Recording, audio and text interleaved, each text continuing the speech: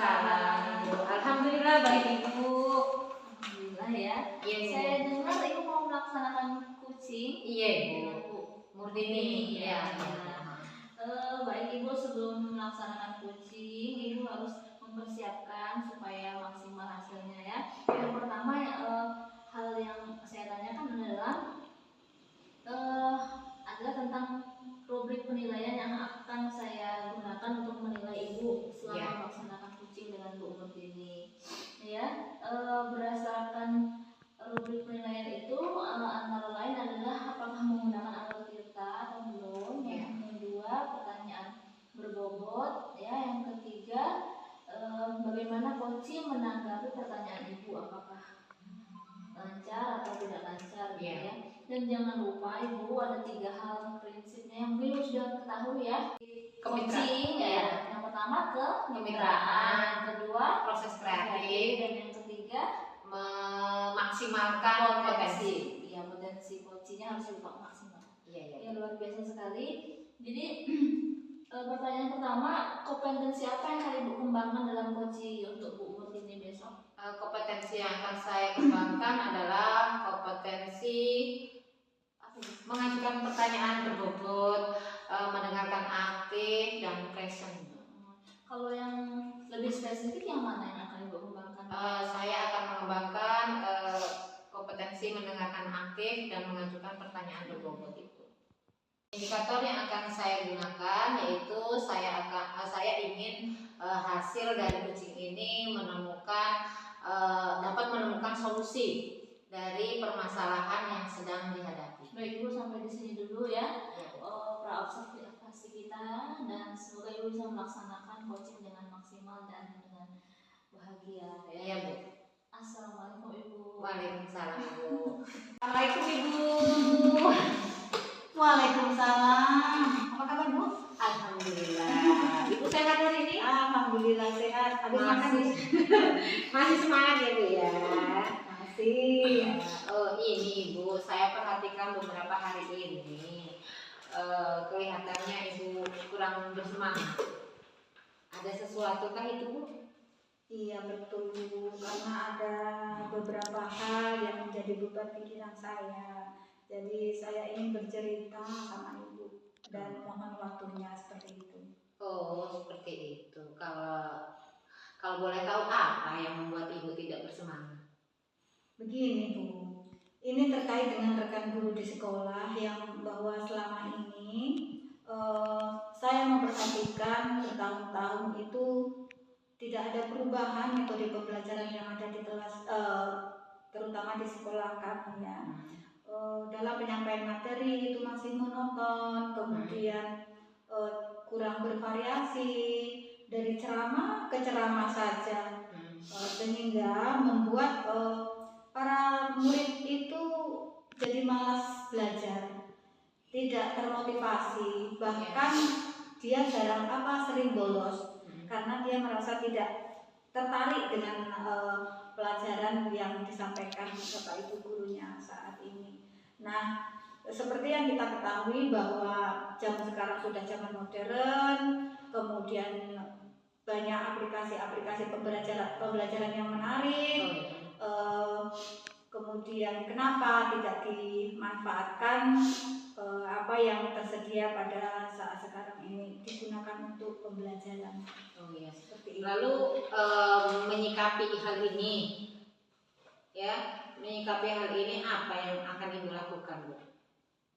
Dari pertemuan kali ini saya berharap mendapatkan perubahan daripada pembelajaran yang lebih baik lagi, terutama dalam penyampaian materi pembelajaran tersebut dengan menggunakan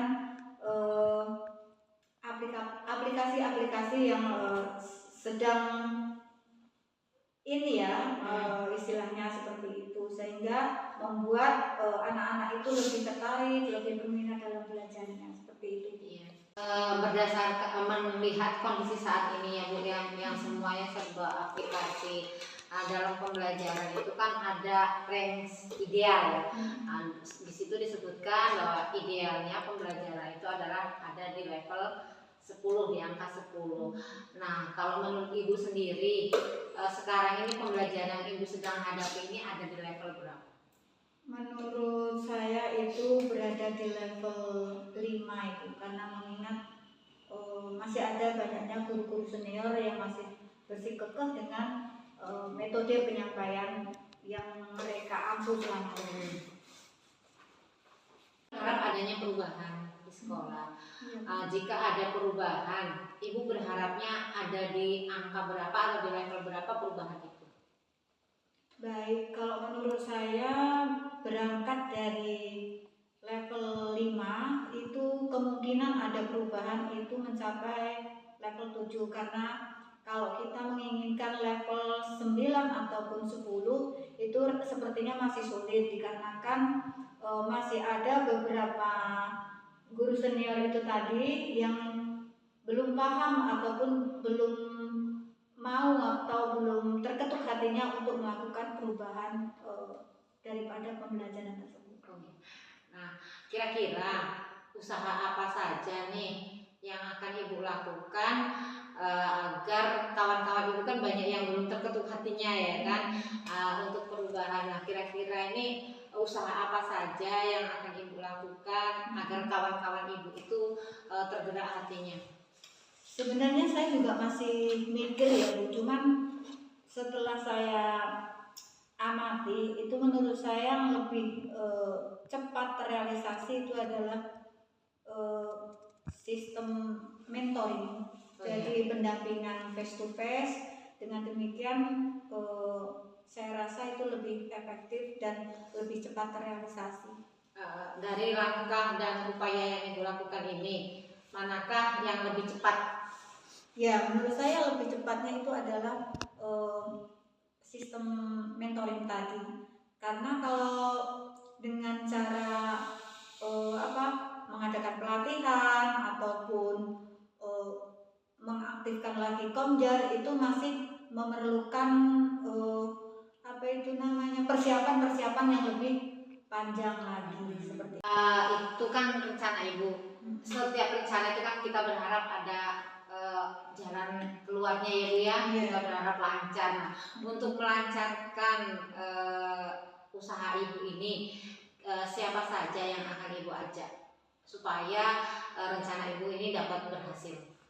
Oh iya Bu, kalau siapa yang ingin saya rekrut terlebih dahulu melakukan kerjasama, yaitu pertama dengan teman sejawat yang kebetulan itu ada beberapa guru penggerak.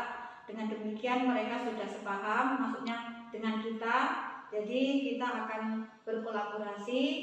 Namun tidak menutup kemungkinan juga kita akan mengaktifkan Kombel dengan cara berkolaborasi, tapi akan terlebih dahulu saya akan berkonsultasi dengan kepala sekolah.